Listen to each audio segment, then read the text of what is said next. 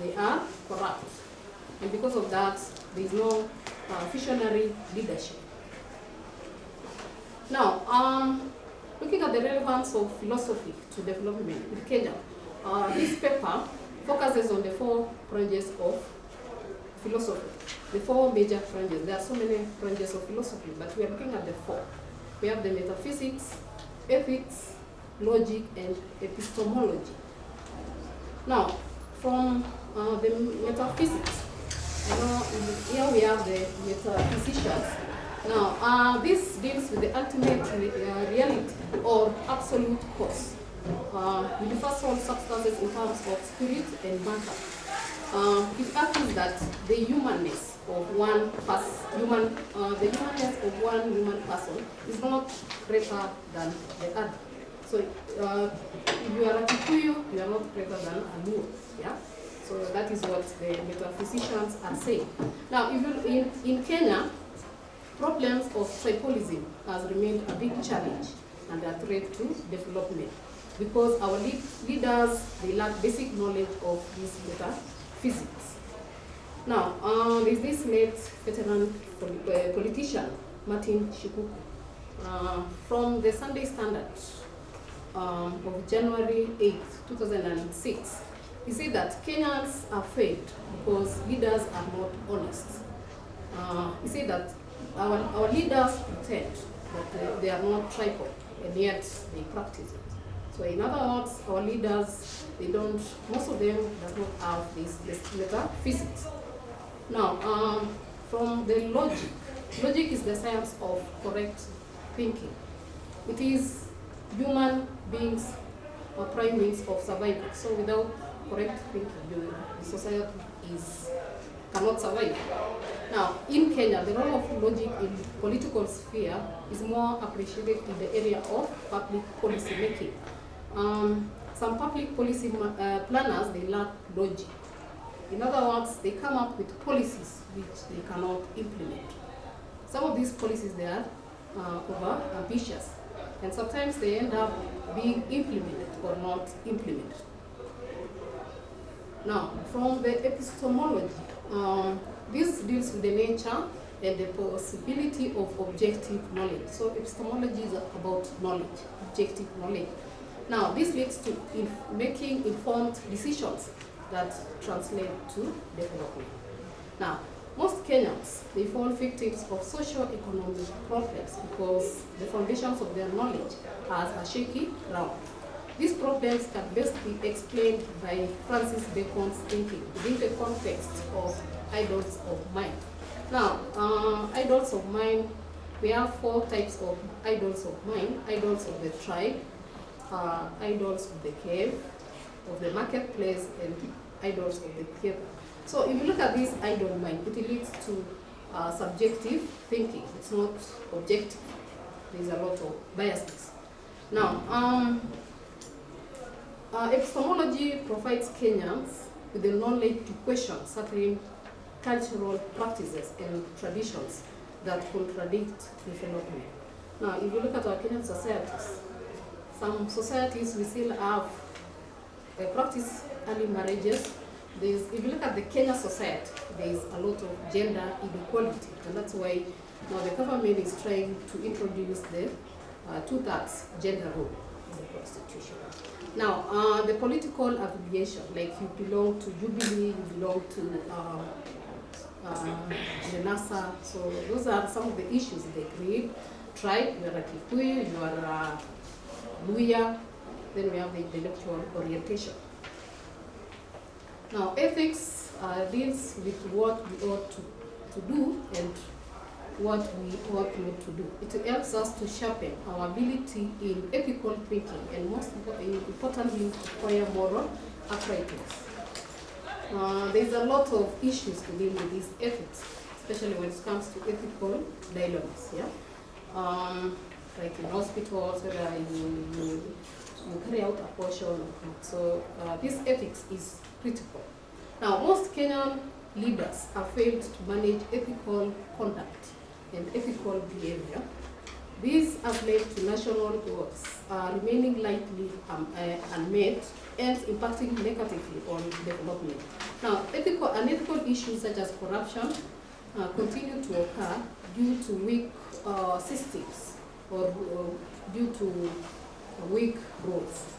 Now, if you look at the Kenya anti-corruption, we have the commission which is there to fight corruption, but it is not effective. So it's because of these rules, the system is not effective.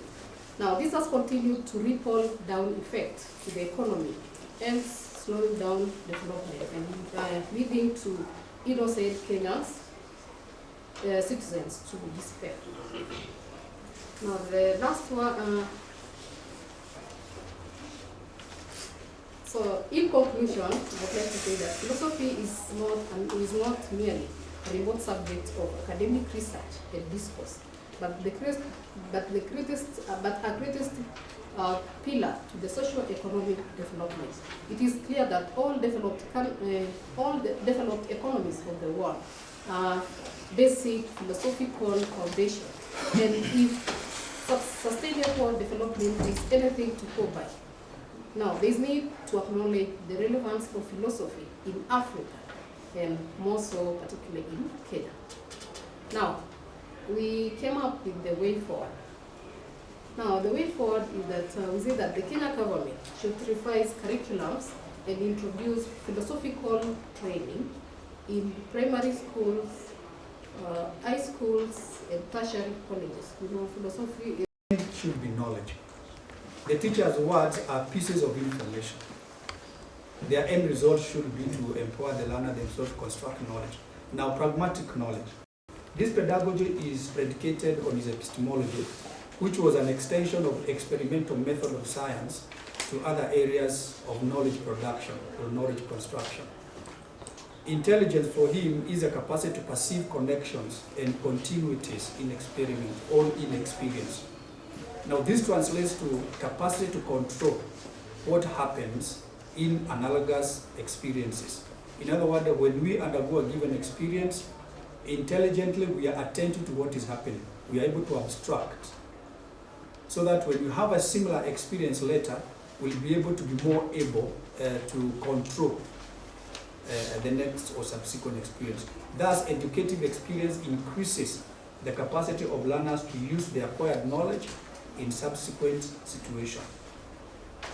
Dewey's technical definition of education is based on that concept of pragmatic epistemology. That is, education is the reconstruction or reorganization of experience so that it adds to the meaning of experience and increases ability to direct subsequent experience. Dewey's pragmatic pedagogy is therefore problem-solving approach, or alternatively called heuristics. So we want now to move from teacher-centered pedagogy to heuristic pedagogy. Heuristic is a method of solving problems by finding practical ways of dealing with them. It is learning from past experience. Heuristic refers to the cognitive problem-solving mode of teaching and learning experience. It underscores knowledge that is actionable, knowledge which can be used to bring change in the world. The problem with this heuristic or problem-solving pedagogy is that Cronin cautions, unfortunately, that an education system cannot afford the time to allow students to discover things by themselves. This is because under pressure of time, pressure to complete syllabus, all anxiety of passing exams, teachers don't have the luxury of heuristics. The easy option then is that they revert back to the traditional didactic teaching, where the accumulated discoveries of generations of past scholars are put together systematically, and the student has to remember, has to understand, remember, digest it all in one semester, and repeat it all in an exam. So what are the requisite conditions for us to participate or engage in heuristic pedagogy? For heuristic pedagogy to work, the curriculum should not be crowded. School teaching timetable must allocate more time for teaching and learning activities. Teachers must have heuristic pedagogical skills. Student teachers must be actuated by the desire to learn. and there should be deep love of learning, inquiring minds, thirst for knowledge, so that we are able to sustain heuristic pedagogy. Now, heuristic pedagogy could raise the quality of teaching science for the realization of Vision 2030. It will teach us to improve our lives, for we need to learn how to produce more in our farms, in our factories and offices. There we learn in Mirero. And this will be a pedagogy that makes learners creators, not pedagogy that makes learners to be creatures. In conclusion, Kenya Vision 2030 aim at knowledge-based society. This requires education to improve quality of science pedagogy in order to enhance productivity of workforce. Pragmatic epistemology by its heuristic pedagogy is relevant in science education to develop citizens with knowledge-based skills for knowledge-based economy. What are the recommendations? That the reforms in education for Vision 2030 in Kenya should allocate more time in teaching timetable for learners to practice skills in problem solving. Teachers, tutors, lecturers should undertake workshops on heuristic pedagogy. The policy makers in education, they should be made aware of how pedagogy relates, on how epistemology relates to pedagogy. And more so, teachers need to identify, examine, assess, and evaluate their epistemic beliefs in terms of how they inform their pedagogical behavior. Again, pedagogy must be analyzed in terms of its epistemological presuppositions. Pedagogy of science education should be structured contingent upon that epistemology. And lastly, epistemology of science should be based on constructivism rather than positivism. That concludes my presentation. My question is addressed to Ayabei.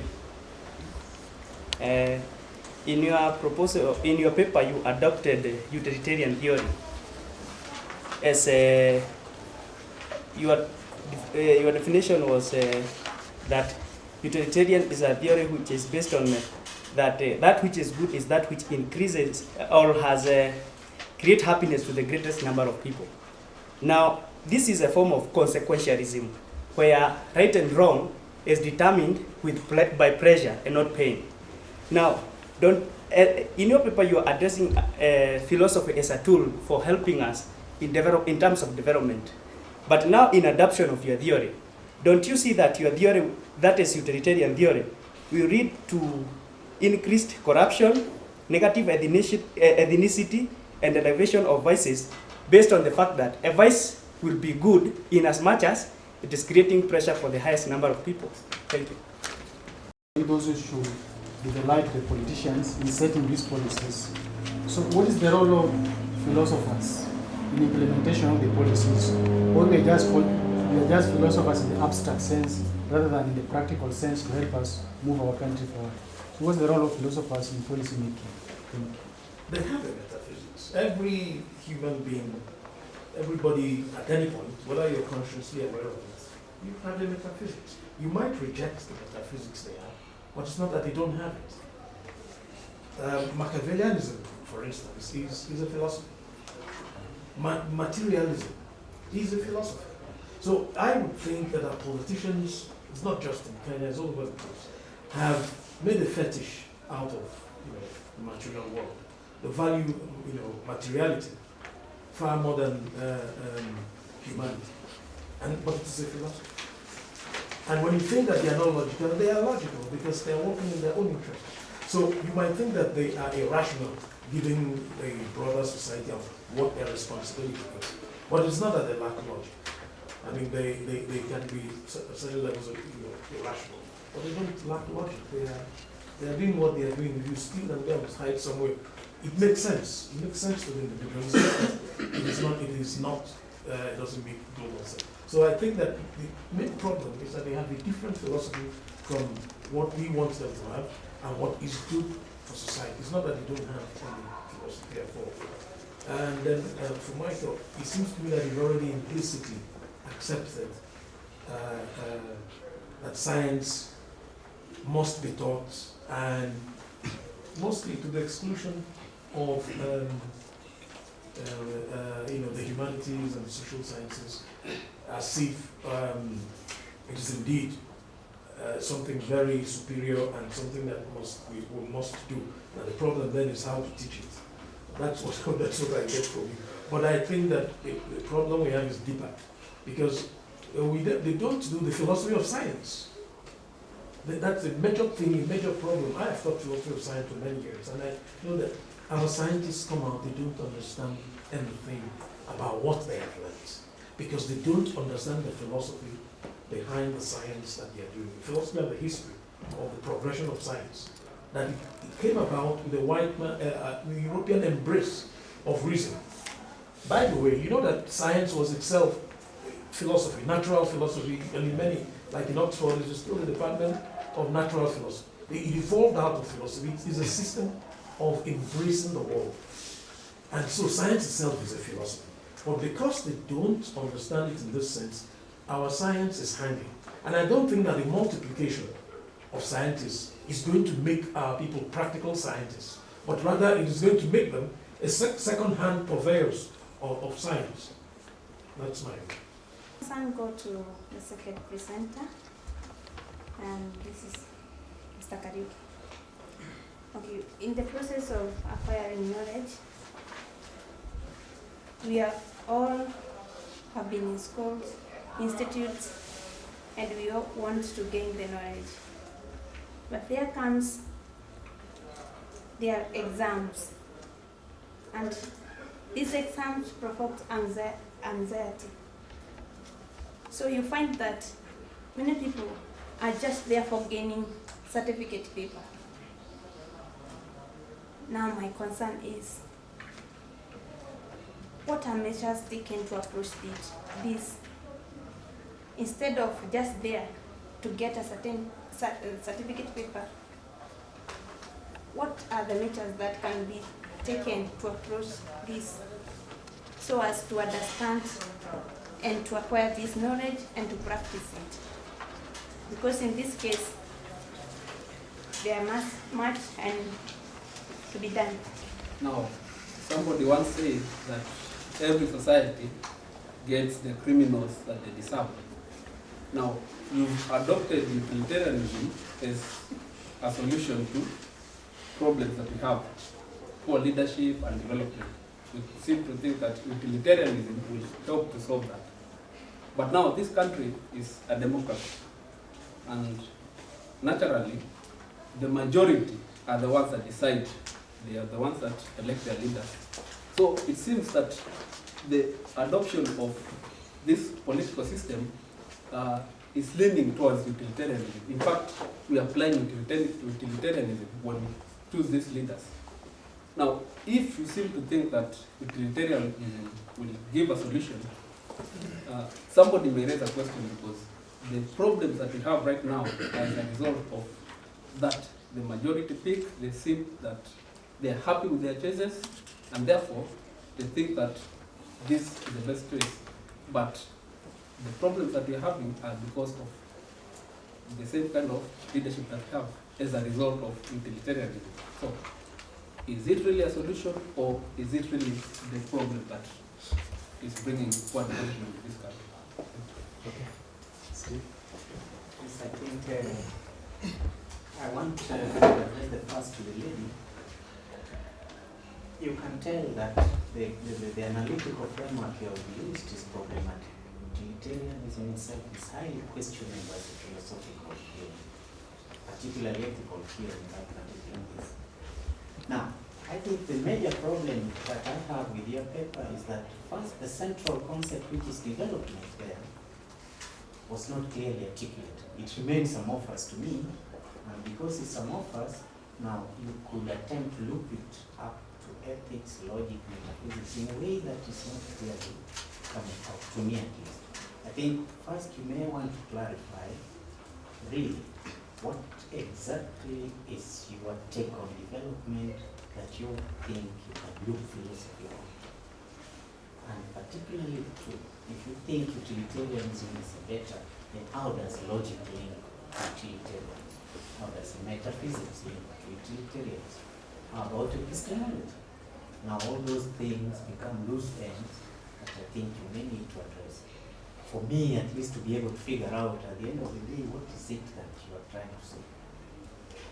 To Mike, my question is, the promotion of pragmatic approach that you're saying seems to me to putting emphasis when you talk of science to basically just the applied sciences. But we have got also just the basic theoretical sciences, which themselves also deserve a lot of attention, if not fundamentally, before we even think of the applications of science. But what you seem to be emphasizing more than everything is just the applications of science that would encourage practical experience. And that notwithstanding, I'm asking ultimately, what is the productive value of examinations in your view? Do you really need to have them in your pragmatic framework? Do you really still need to have examinations? Thank you, Steve. Yes? Thank you. My question goes to Mr. Micahel Kariuki. Now, thank you for your presentation. And this one concerns the heuristic model that you presented. There have been a ubiquitous outcry for some time in our country that the students who are, who come out from the universities are not fit for the market. So that some companies need to, to take back these students to teach them on some of the things to do in the factories and the institutions. So in this heuristic method that you proposed, you told us that there's need to reevaluate the timetables to make it more student-centered than teacher-centered. But you didn't give us exactly what should be done. And I suppose you're talking about the practical aspect. What should be done? Should these students be taught in the factory themselves so that once they're done, they're ready for the work or for the market? Thank you. Okay. Thank you. My question goes to the first presenter, and she gave views on how metaphysics, logic, ethics, you have to apply in development in Africa. The question goes to the part of ethics, and you gave out some ethical practice, example of corruption, and you quote you wrote, corruption occurs due to weak rules. Weak rules. How do we understand the weak rules, and yet we have a very beautiful constitution, very constructed by an intellectual, yet these rules, is it implementation, or what do you mean by weak rules? Thank you. I think I'll take two last questions and then three last questions, and then we let them react. You and then. Thank you so much. My question is addressed to the first presenter. And if I got you right, you made a remark that for the case of Kenya, the problem lies majorly on the politicians. And in your last recommendations, you said what the politicians should do, what the religious people should do, and the government in general. So my two concerns are, one, what is the role of the citizens? You've addressed the religious leaders, the politicians, the government. What about you and me? What is our role? Then two, but going back to the first concern about the problem being the politicians. I think being a Kenyan, if I'm I'm not wrong, you are, many times we come to the reality that people are accused of corruption. People who engage in corrupt dealings and corrupt activities in the government, sometimes they are asked to step down. What do the citizens do? They gang up and say, our own is being targeted. So is the problem the politicians or the citizens? Because we are the ones who go to the streets and when these people are being taken for grilling at the anti-corruption offices, they come with the people. The crowd are following them and chanting songs praising them. So, is the problem with the politicians or the people or the citizens who are championing those who are celebrating these vices? Do we have moral authority to point fingers at politicians if at all we are the ones who condone this? In the first place, just to add on that, it appears that such things as corruption are only condemned in as much as they don't benefit the one who is condemning it. So if it benefits, if it's, for example, a certain politician who is engaged in corruption, the other people condemn it. Then the following day, somebody from a different political alignment or affiliation is again accused of corruption, the other camp is attacking. So is corruption only good for those who do it? And what's the role of the citizen? Thank you. When you talked about philosophy in general, and first of all you came out with the idea that philosophy, it's not easy to define, and you gave a quotation there. And then you presented on how logic, epistemology, metaphysics helps people understand life better so that they can get involved. I think when you talk about metaphysics, the concept of a person, being, you talk about being, that many, unfortunately you use the word all, all Africans, they don't have this concept of being as such. That is where we have tribalism and all. There's no equality. This is what you have said. Okay? There's no equality because the other person does not value the other person as equal to that one. I think I have a problem with that concept, the way it's presented, because it is like the first missionaries, when they came, they said, this region or these Africans are pagans. Before they came, we had the concept of God. Okay? The people. So I have that problem of you exploring that metaphysics. Okay? In the context of metaphysics, we don't have the concept of being as such, to respect somebody as equal. That is why we have tribalism, a community considering itself to be better than the other, superiority. So, and all what you have presented in logic and epistemology, you presented all the more speculative philosophy. Do you have something that you have prepared that can help us to put it in a practical way, in a pragmatic, that can help us make philosophy to help us to develop, not just in the speculative, because we can use it here, we can talk, but how are we going to implement it outside? I can have the knowledge of metaphysics, logic, how are we going to implement it outside? My question goes to Mr. Kariuki. You talked of pragmatic epistemology for science, pedagogy, and chemistry. And I believe it is a problem for most of African countries, where the school lacks equipment, apparatus.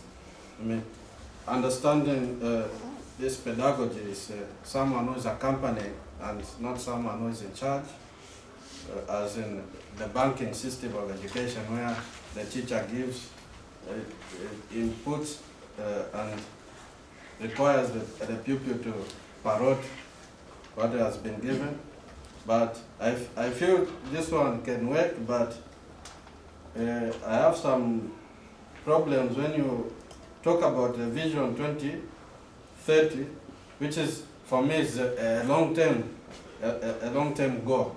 Now, is there maybe a short-term vision or a goal to ensure that we can achieve this vision? Because still in the schools, maybe for these practical sciences, we don't have apparatus, there are no instruments. So you learn science theoretic, you don't go to the laboratories. So what is being done to ensure that people learn in a pragmatic manner, whereby if you talk about mixing iodine and whatever chemicals, you are able to experiment, but it is just theoretic. So is there any short-term goal which you can, prescribe? Okay, on the aspect of the theory, utilitarianism theory. Okay, the reason why I use this is because of, it's because of the development, philosophy and development. So if you bring development to the society, it's for the benefit of the society. And that's why this theory is used, because of development. And then the issue of coming up with policies that fail. If I can remember, at the first part of the introduction, I said that in Africa, and I'm specific to Africa, I say that most philosophers, they spend so much time defending the dispute and failing to bring the practical aspect of it. And so that means now they fail to come up with policies. They fail to come up with policies which can be implemented. So in other words, what I'm saying is that seeing philosophy as an irrelevant field brings about policies which, in most cases cannot be implemented successfully in society. Now, you talked about politicians. I concur with you that most of these politicians, they have the Micahel type, yeah? They because of their self-interest, they don't care about other people, the community. So it's because of their self-interest they want to acquire them. Utilitarianism, somebody was asking me, is it a solution? Okay, this question, it's something which, from your own perspective, you can say it's not a solution, but to me it is a solution, because I said this theory is used because of, it talks about bringing about the greatest good for the greatest number of people in a community. And I've said it is used because of the aspect of development.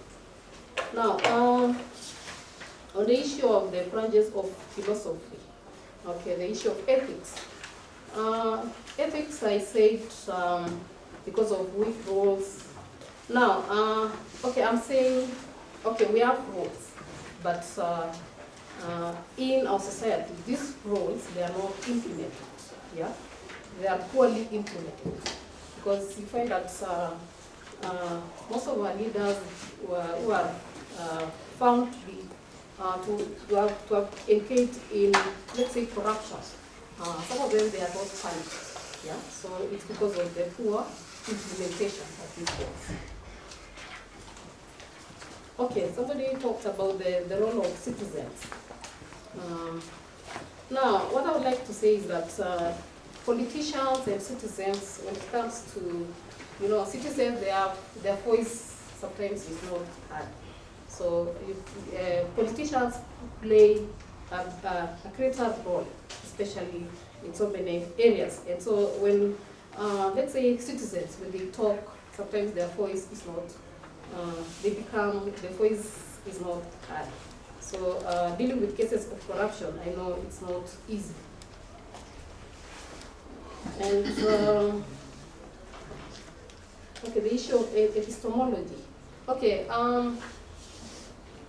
I said some Africans have, I do not say all Africans, some Africans, I said epistemology, I said some Africans are tribal, not all of them.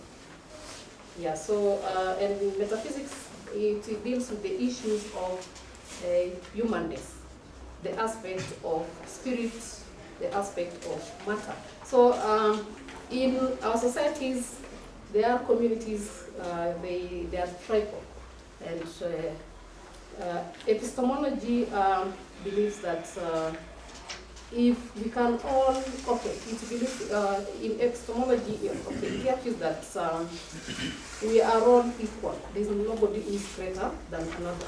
So, so I said some Africans, not all Africans.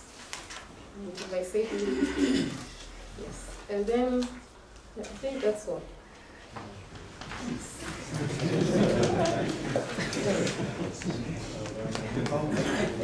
So, that I seem to be committed to the teaching of science to the exclusion of the social sciences and humanities. Particularly philosophy. Particularly philosophy, I didn't include that. Now look, the uptake of this paper is to try to demonstrate the role of a philosopher. In this case, a philosopher of education. One of his roles is to pick up government policy papers and begin to interrogate those policy papers from a philosophical perspective.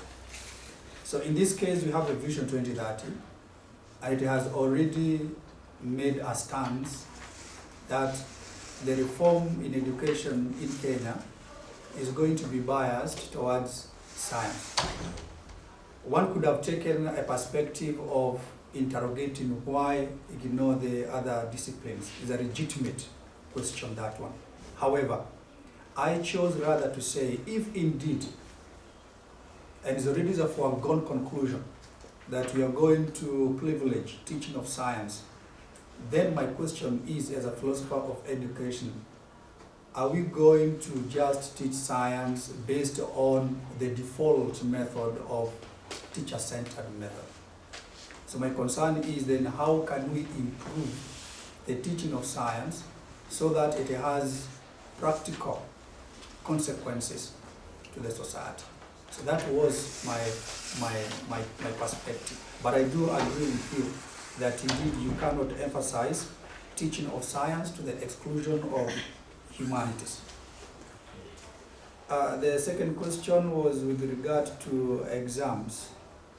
That system, that there's a lot of concern or overemphasis on acquisition of academic certificates to the exclusion of utility value of these certificates. That's already a question that indeed Nyerere did address in his philosophical works on education. And his concern was that education tends to produce elites. People who are merely educated, they have possessed knowledge, they have decorated their minds with very beautiful and large ideas, but when it comes to the practical usefulness to those ideas, they fall short big time. So what then do we do to overcome this, or what is rather called diploma syndrome? People purchasing after papers that have no practical value. Well, I think the way to go it is pragmatic way. We have to ask what is the value of education that we are acquiring. And that actually even addresses the very question of philosophy. What is the value of philosophy in Africa? And see, the discourse and the narrative that we've had here since day one has been question of development. That philosophy must address itself to development issues in Africa. That's a pragmatic approach to philosophy. So therefore, I believe that our education system need first to clarify what type of a philosophy is it going to be undergirded with. Then if you are clear of that philosophy, which I'm proposing to be pragmatic, then we'll be able to test the value of knowledge, the value of ideas, the value of theories in terms of their practical implication. That is my biased position. But every philosopher, as we said earlier in the hall, philosophy is personal. Everybody must take a perspective from which then you can begin to interrogate me and then the discussion. Yes, bro. You take me up after I feel like We can say it starts from the personal. We can say it starts from the personal, yes. and then it grows. Then Yeah, it becomes absolutely. public. Well, when I say it's personal, does not mean that it is subjective. Okay. That therefore what one has is relative to him. No. I only mean that philosophy begins with a personal perspective. One articulates a proposition or an argument, then present it the way you have done in front of you, then you respond to that presentation. Okay. For example, now you are responding to my paper.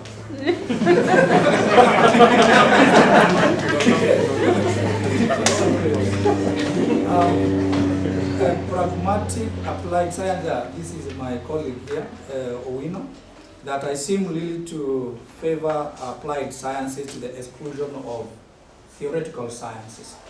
Again, I admit is an open bias, because the question is, what is the value of scientific knowledge?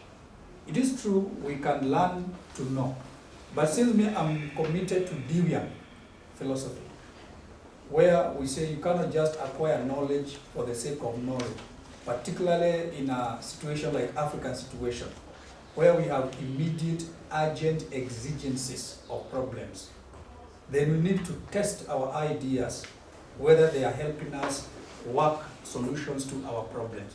So therefore I'm saying, when we acquire this scientific knowledge, we have then to ask, what problem is it helping us address? When learners, for example, they come to learn about types of food, carbohydrates, proteins, yet these people, when they go to their dining table, they don't want to eat the traditional foods. They want to eat fast foods. They want to have bacon on their table. They don't want to have arrowroots. Yet, these are things they are learning in class, the value of carbohydrates from their own farms, but at the table that science is not taught. So there is a dichotomy between what we are learning in the lab, when we carry experiment in the lab, and what we do in the kitchen. So what I'm trying to say is, why don't you have science that clearly is telling learners, that's why we do this in the kitchen. That's why we have to eat this. Then our knowledge of carbohydrates, protein has immediate practical relevance from lab to the kitchen. Or matter of time, somebody is boiling milk and has to be tied there waiting for milk to boil, and they have always boiled milk, maybe 1 liter, because that's what they buy, but every time they have to be tied there. Yet they know about time. Why have they not timed to know that our milk takes 5 minutes? So I can put my sufuria on the So in that case, the knowledge the person has about time, is not being related to a very practical, simple activity. You still have to stay there. Even ugali, one doesn't know how long ugali will take to be cooked. He has to keep on stirring. But in one knows, ugali takes 10 minutes. He starts for 10 minutes, he's done. Or you do the practical way of the Luya, you take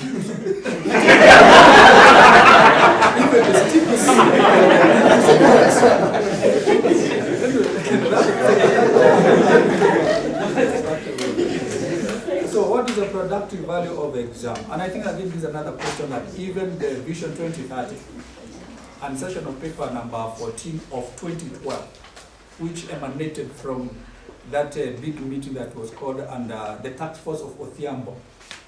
And in that policy paper, they are saying we want to move away from this madness of exams.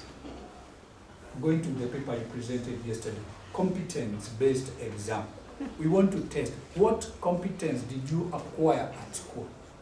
Not just a certificate, but the knowledge you acquired, what can it enable you to do? That's competence-based. So that now exams are properly now placed where they're supposed to be, to test the aptitude level of performance of this learner in a task, not merely regurgitating back the ideas that they copied or what you were saying in the earlier class. They just want notes to be given and they complain when notes are not given. That's what Frey is calling here banking pedagogy. When you memorize the notes, then you say we know. We don't know. You're intellectually deceived. To know, for my pragmatic position, to know is to know what to do with the idea. If I do not know what to do with an idea, then I don't know. What I have is just a piece of information. I think that's my take. The last one is about, last but one is about heuristic problem solving, what to be done for on the timetable. We have so many subjects to teach and learners to learn. So much so that in Kenya they have even been trying now to say, if at least we cannot be able to reduce this subject, then let us say some are not examinable. And if they are not examinable, then they are not going to be taught. That has been the problem.